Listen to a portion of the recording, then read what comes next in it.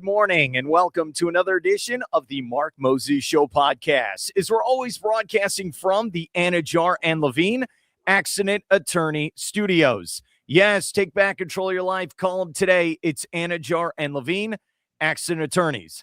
Now you can tell my voice and my mouth is a little numb from being at the dentist this morning, but the show must go on because this is a very important segment we're about to do with this fine gentleman, Chris Bonanno. Chris, how you doing today? I guess a couple days later, the smile is still on my face. I just have to say it every so often just to make sure it actually happened. Eastern Conference champion New York Knicks. I feel pretty good about that. Well, we're not here to talk about the Knicks. Oh.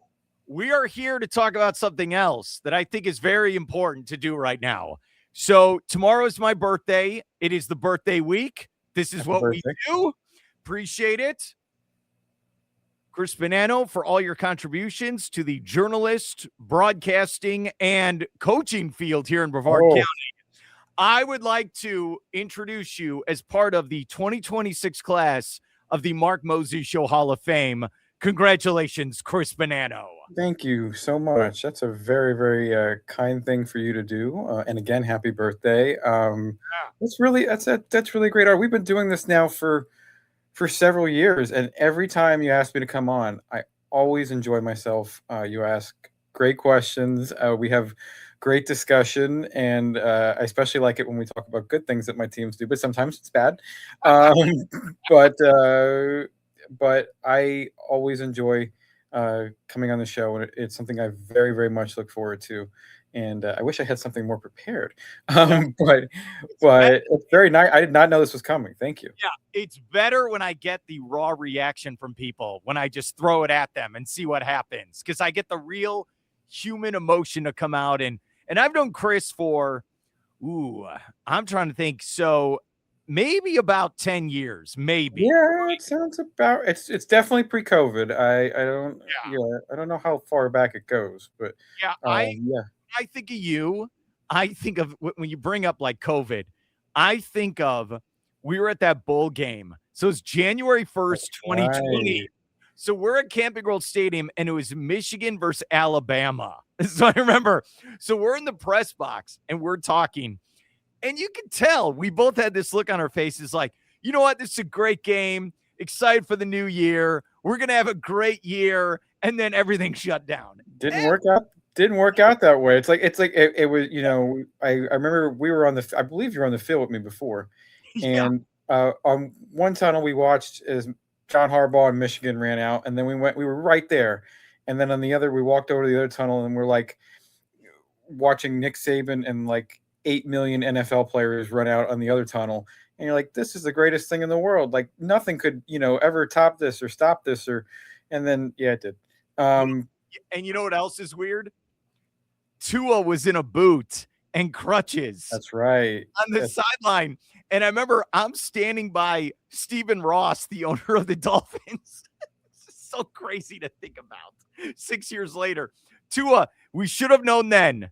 They should have taken Justin Herbert. They should have, in hindsight. Oof, that was the tank for Tua. Yeah, remember everyone thought they had to get Tua, and when Tua was right, Tua was awesome. That offense at a point was really, really good when they had Hill and Waddle.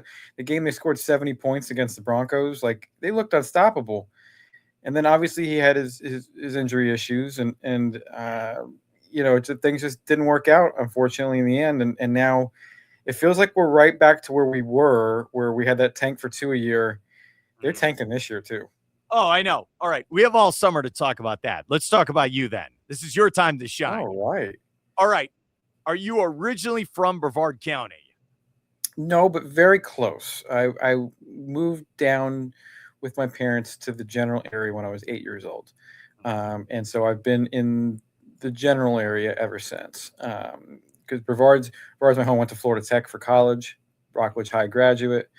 And I really enjoy the community. Obviously, you referenced the coaching. When you said I was getting inducted for my coaching, I was like, oh okay. You put in the time and effort. Okay, forget wins or losses. If you coach, you coach. I'm glad we're forgetting wins and losses. No, I thoroughly enjoyed it. If it were up to me, I'd still be doing it. But it's just one of those things where I love being around, student athletes and helping them in any way I can. And you never know. Maybe I'll get back to that again in the future. Okay, this is the question I've been wanting to ask you. All right. Name off all the publications you've worked for. Can you do it? All right. All right, let's go. Hopefully we got enough time. Here we go. Are we saying even with a freelance basis? Because, okay. Yes, okay. It all counts. Go for it. Okay. Miami Herald, Fort Lauderdale Sun Sentinel, Florida Today, USA Today, I guess for some freelance coverage in a way. Melbourne Beachsider, which doesn't even exist anymore. Hometown News, Space Coast Daily, Vieira Voice, Everything Brevard, Senior Life, Varsity Sports Now, Brevard Sports Network. I think that's all of them. Is there going to be more, you think, moving forward? Whatever. And you know what? That's an open-ended question because no one knows what the future of any of this stuff is when it comes to broadcast journalism. So maybe there is no answer right now to that question. I just have a way of kind of finding new outlets from time to time. And actually, the last 5 of those are current right now. So it's a bit of a potpourri. Yeah, and if you follow Chris on Facebook, Instagram, like all these things, he does a great job where, and I'll be like texting or talking to him off the air, and he's like, oh, man, I got to get to Palm Bay. There's some ribbon cutting ceremony I got to go to. Then you'll be like, oh, man, I got to go to the port. There's this event. Then I got to go over here. Dude, your car, you were putting those miles on to do this job. You don't mess around. But when you probably can attest to this on your end, when you do something that you love, it doesn't feel like work and you don't worry about the miles or anything like that. I mean, it'd be great if every news story was a mile from where I live. That's not how it works. I know what you mean. I get it. Dude, that is really cool. All right. And here's the thing. Chris, over the years, this is what I know. He loves the New York Yankees. Loves them. Can't get enough. He loves his Miami Hurricanes. I'll do this. Loves it. I know this past year was probably one of the most enjoyable you've had in, I don't know, since 2001. It's probably been a while, all right? And I know you have higher expectations for this year. Oh, you want to win. Championship or bust. Yeah. I just want to say for the record, what? I have an expectation that nobody's talking about. Let's win the ACC. How about that? Let's do it. Let's make it happen. You're also a Giants guy, right? Yeah. For football. Yes. Okay. That's his team. All right. You've won 2 Super Bowls. You've seen it. I know the Giants have won more than that, but in the last 20 years, you've won 2 of them. So there you go. I was aware of what was going on for 3. I watched 91. Yeah, I was alive for 86, but I was 3, so we're not going to count that one. It's okay, man. It is. So you love those teams. You run around. You're doing this. You're doing that. You always come on my show. And I appreciate coming on to talk baseball with me. Most people don't want to talk baseball after a while. So I appreciate it. And you always give the insight to the Yankees. So I want to say something on your big, this is very key, big Hall of Fame induction ceremony segment. Thank you. My White Sox are coming. We're coming, buddy. Yeah. We're coming. We're coming for every team. And I'm going to put down my foot right now. I don't want to hear any BS about, oh, well, they should trade Murakami to the Dodgers or, maybe the Mets. No. They're going to pay him.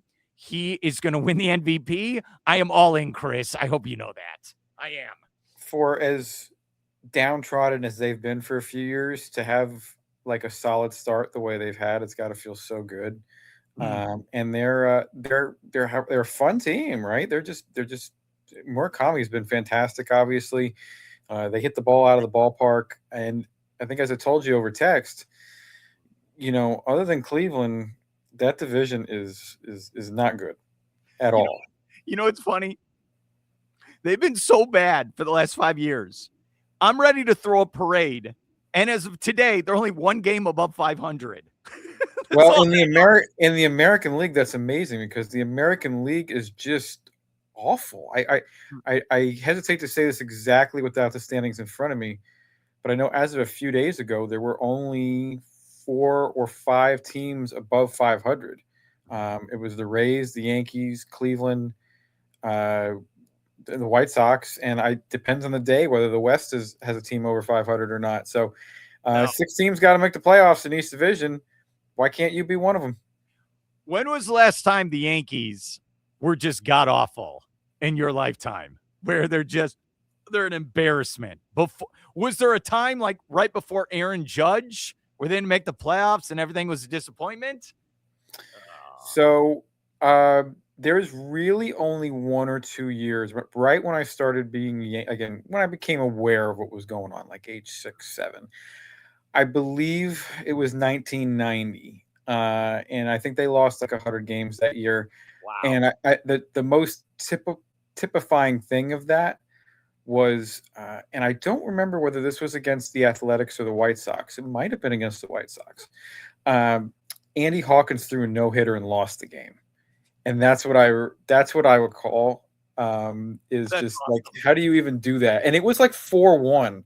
And I was just like, really? In fact, it was against the White Sox. Forgive me, I Googled. Andy Hawkins threw a no-hitter against the White Sox, but lost the game 4-0 because of 3 outfield errors in the 8th inning. 4-0 in a no-hitter. That is wild. All right. Let's end with this, because I felt like we really need to preview the finals once we know who the Knicks are going to take on. But I made a joke on Monday at your expense. I apologize. Where I was like, look, I'm going to warn everyone. You're going to have people from New York who live here in Florida. I did see that. Who are going to tell you they're from New York, and they also love the Knicks. This is going to keep building over the next couple weeks. Dude, I will say this. You have had your profile photo on Facebook with the Knicks hat for the last couple of years. So there's no bandwagon fan with Chris. No. He's all of it. Look, I'm the person who got the NBA package to watch, like Damian Dotson and Lance Thomas and Lou Admonson and the years with Isaiah, with Eddie Curry, and hey, let's have Marbury and Francis in the same backcourt. That should go well. And just so many. You have no idea what it's like being a Knicks fan and just being but I would dare say they were not at one point not just the biggest joke in the NBA. They at times were the biggest like punchline in professional sports, honestly. And to see them, finally get their act together. And it's been a patient build. It's not like everyone always thought they had to get the 3 stars together in New York. But no, this is a team that was slowly put together. They slowly rose, and now they're at the top. Having said that, there's a monster waiting in the finals. Yeah, you're right. They signed Brunson. What's funny is it wasn't a big signee at the time. It didn't really stop the press. Oh, it's not like you're getting LeBron, but that might be the most significant free agent signing the Knicks have done in decades. Yeah, I mean, when they signed Amari Stoudemire, that was heralded as a much bigger deal, even though it was, quote, a consolation prize because LeBron and Dwayne Wade and Chris Bosh went to Miami.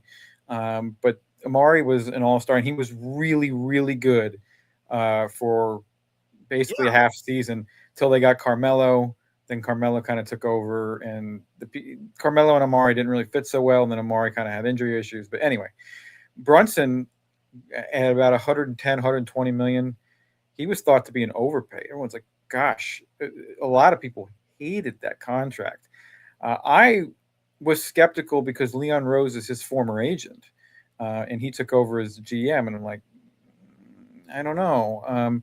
But it became very apparent very quickly that Jalen Brunson was awesome. When you go back and look through the 20, 25 years, other than Stephon Marbury, who wasn't necessarily a classic point guard, the big thing that the Knicks really lacked was they never had a point guard. It's like a football team without a quarterback. Raymond Felton and Chris Duhon and Ramon Sessions. I saw that name. Like they just didn't really have that panache. Like you've got an all-star point guard now, like especially in the way the game is played today. That's so important, and they've just been able to build from there. The other people I want to shout out, because I've been thinking about them for the last few days, Julius Randle and Tom Thibodeau, because Julius Randle signed with the Knicks when they were completely downtrodden, and he's the one they had that really cool season, the COVID year, 2020, 2021 season, when most of the time the fans weren't there. He got them to a home court seed in the first round, and then they lost to the Hawks. And Tom Thibodeau really helped build this up. You watch the team play now, and you're like, gosh, they have a bench, they adjust. So you understand why they change coaches, even though I didn't like it at the time. I now see why they did it. But I give those two tremendous credit. We're going to find out. All right. This ain't over. And I think of the worst, like where it's the bottom of the bottom, when Charles Oakley got kicked out of Madison Square Garden from Dolan. And there was this big controversy that you know what I'm talking about. Yes. With a random story, but it's like, and the Knicks were terrible and they're treating former players badly. It's an amazing story. And the thing is, if you watch a Knicks game, no other team has it where all those alums gather. Every game it's Ewing and Marbury, who apparently were just treating like he was, it didn't end horribly. Sprewell, Houston works for the team. Starks is on the court. They're all there. Tim Thomas, there's all sorts of alums that come back. It would be really cool if you want some way to get like the fan base even more fired up. If Charles Oakley finds his way into that section in the finals, the place will erupt. And I can't stop thinking about that, because those teams are revered with Ewing, Oakley, and Starks. They didn't win a title. By getting even to this point, Brunson, Josh Hart, those guys, they've ascended to that place. Like they could stop now, and 20 years from now, when Josh Hart is sitting courtside, he's this generation's John Starks. He's even wearing number 3.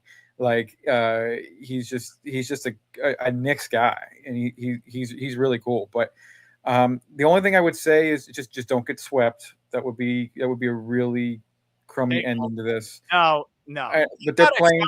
They got a shot here. This is for real. They do. Now we do want San Antonio to win tonight. There's no question. Whether or not you want them to win in 7, there's no question you want them to win tonight. And then you see what happens in 7. I've really gone back and forth in this, and I hope I'm not tempting fate. I do think the Knicks match up better with the Spurs. Just because if you built a team in a lab to defend the Knicks, it would be the Thunder. And so that is concerning to me.